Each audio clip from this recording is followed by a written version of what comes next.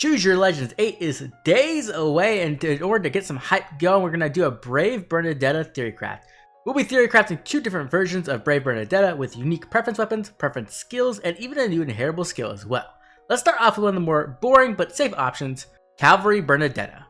So we have a Red Dagger Cavalry Bernadetta with mostly of her stats focused on attack and speed. She has a preference weapon, Solitary Stiletto. This gives Canto 1, it gives Slaying, it gives all stats plus 14 at max, 20% speed-based true damage, including with AoEs, you get anti-guard, and then of course you get the Bernadetta effect. At start of turn, if unit's HP equals 100%, deals 1 damage to unit and allies within 2 spaces.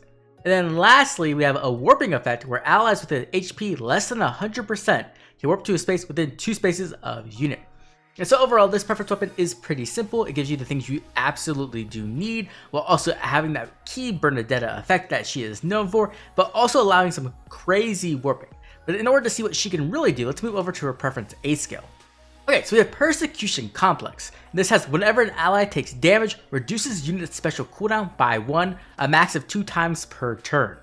Then also, if unit initiates combat, or if unit's HP is less than 100%, you get +9 all stats during combat, you get damage reduction halving, and after combat, if you defeat a foe, you get special cooldown count -1 to all allies with HP less than 100%. You also apply Divine Vein Flame on 5 spaces in a line centered on foe space, and on the 5 spaces in front of those spaces. Okay, so we have a preference A skill, and this offers a ton of versatility and power. First of all, Bernadetta is going to be able to lower her own special cooldown, which is a big deal, and allows her to open up different types of builds, such as a lethality build or an AoE build, and she can lower it 2 times per turn. Now with her own Bernadetta effect, she can easily charge up the 2 cooldown on the first encounter, but after that, because she won't be at 100% HP anymore, that will no longer trigger, and she won't be able to cooldown that way unless you heal her up. The other options, of course, is just letting your allies go into combat and taking some damage, allowing Bernadetta to once again charge up her special. After that, we also just have some of the key effects she needs to be a damage dealer, the stats, the damage reduction halving, but the really unique thing is that once she defeats a foe, she gives additional bonuses to her allies with special cooldown count -1. And then also the Divine Vein Flame, which is kind of like the opposite of Winter Elgar's, where instead of it being in front of you for the 2 rows, it's actually on the unit itself and but on your own row. And the reason for this is just to give Bernadetta more versatility when it comes to hit and run, so that she can go in, kill something, create a barrier of flames, and then get out as well. Lastly, we do have her inheritable skill, Advanced Tactics. This is an upgraded version of the Tactic 4 skills we currently have. This grants attack speed +6 as a visible bonus to herself and allies within 3 spaces. She also grants bonus doubler to herself and allies within 3 spaces, and grants penalty neutralization in the same range as well. Then lastly, it has the Tactics condition, but now it's been upgraded. So instead of it being only 2 units of the same movement type on each team, it's 50% of the max team size. This is kind of a better way of being able to use Ether Raids or even Summer Duels. Originally when Tactics came out, it was only 4 unit teams, and so it kind of made sense then. But now that we have such a large amount of teams, Tactics are pretty constraining. So this will kind of help it out, allowing you to have 3 of the same movement type in Ether Raids, or 2 in Summer Duels, and when you get those big siege game modes like Grand Conquest, you can have a whole bunch. But either way, it just makes it a little bit more flexible. I think this is a great new inheritable skill, so it not only benefits the other allies, but also benefits you as well, and it gives some nice effects, but nothing completely broken. When it comes to the other fodder she has on her, she has Disarm Trap 4 and Lethality. So when we're looking at this overall kit for Brave Bernadetta, it allows her to be the ultimate Gale Force initiator. After all, we do have the other Bernadettas, and they did fit into Gale Force teams, but typically they were just support for HP conditions, right? They didn't actually do all that much. They typically just smite in, or maybe they do Wings of Mercy and kill something. But now Brave Bernadetta can be your Gale Force initiator. And because she's a dagger, she can even run Disarm Trap 4, meaning she can go in, AoE the save, take them out, lower everyone's HP, and also act as a warp beacon without having to worry about the HP condition for Wings of Mercy. So I think this would be a really cool and powerful version of Bernadetta, and she would fit into quite a few different niches in Gale Force or hit and run strategies. But now let's move on to my other version of Brave Bernadetta, Armor Bernadetta, and the one that I really love. So you have Brave Bernadetta once again. She's a BST of 201, she's a colorless bow armor, and she's really focused on high attack, defense, and resistance. So this time we're going to start off with our new inheritable C skill, Far Siege. This is a new line of skills exclusive to armors that allow them to fulfill a different role other than just being saves. So let's start off with Far Siege. This is a new C slot. It grants true damage +6 to allies within 5 rows or 5 columns centered on the unit, so offering some really powerful support. Then also, if the unit has not used their movement and ends turn, you get the Siege bonus effect to unit until start of their next turn. So Siege is this new effect you can get, and it essentially is like trying to turn armors back to what they once were, where they are slow, immobile, but very powerful units. And the idea is that they can offer a new type of support outside of saves. So what does Siege actually give the unit? You get defense and res plus 10 during combat, you get 10 flat damage reduction during combat, you also get 50% AoE damage reduction during combat, and lastly, at start of turn, you heal for 50% of your max HP.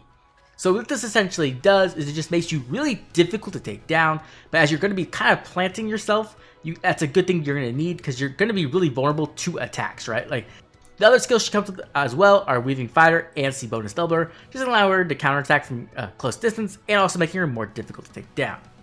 But now the other really cool thing about Siege skills is that the Siege bonus effect itself can also activate other effects based on the unit and their preference weapon or preference skill. So let's go ahead and head over to her preference weapon and check that out.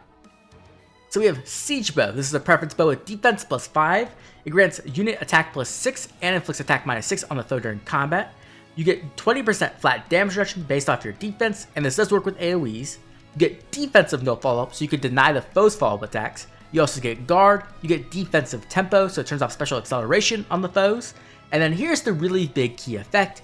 If Siege is active on the unit, you grant a backup fire bonus effect to allies within 5 rows or 5 columns centered on unit when they initiate combat.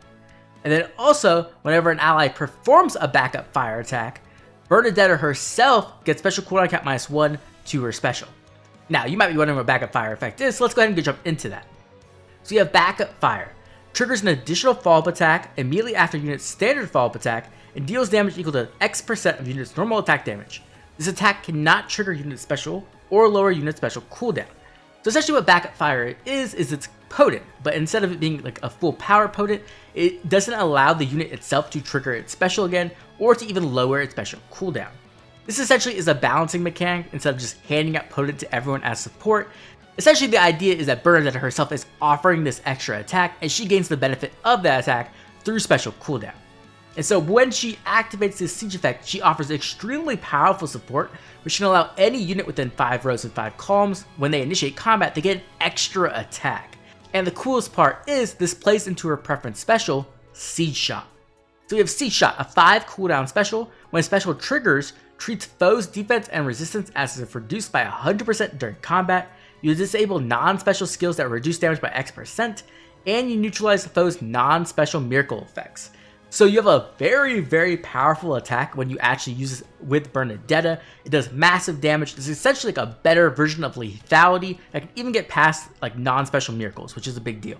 But it has a really big key effect as well, where if it's already charged and Siege is active on Bernadetta, then the next time an ally within 5 rows or 5 columns deals damage using a special, that special gets its damage boosted by 30% of Bernadetta's attack, and it treats foes' defense and resistance as reduced by 50%.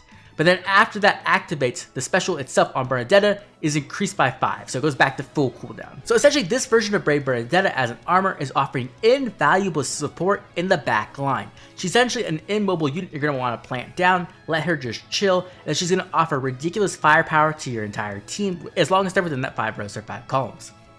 Essentially, she'll be able to give out that 30% extra attack, allowing you just to get more damage in that way. You also get true damage, but the cool thing is that Siege Shot allows a new way for specials to interact, as it not only can be a very powerful special when Bernadetta herself uses it, but it can also offer firepower on other unit specials as well. So overall, Brave Bernadetta offers like amazing power to other nukes through all of her support, and she does so while being in the back line, so it gives armors a new way of playing in the game where they're not always just focused on taking hits for others or like just dying essentially, but instead they can offer really cool support as long as you plan ahead.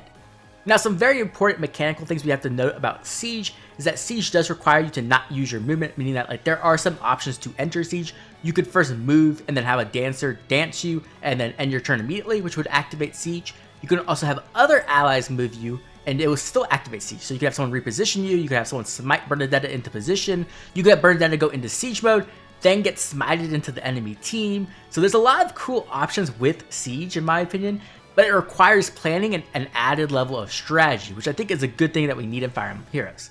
Now the most important thing for this Bernadetta is the animations. When I thought of Bernadetta as a siege unit, it's pretty much Bernadetta in her house. She has her window open and she's kind of like pulling an AK-47 out and just blasting them. And then when she did siege shot, I like imagined like a rocket launcher, right? Now obviously this is Fire Emblem, so we can't really bring guns into the the mix.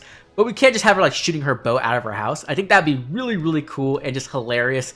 So hopefully, if this somehow miracle happened, we could have a Bernadetta animation where she once again is attacking from her house, just like her winter version. With that said, I'd love to hear from you. What do you think of my Brave Bernadetta Theorycraft? Do you think they're too strong, too weak? Do you think the siege mechanic is interesting, and would you like to see this on more units? I'd love to hear your opinion, so make sure to drop a comment down below. And as always, I'd like to thank all my members for their constant support. If you enjoyed the video, like and subscribe. This has been Oblivion. I'll catch y'all later with more Fire Emblem Heroes.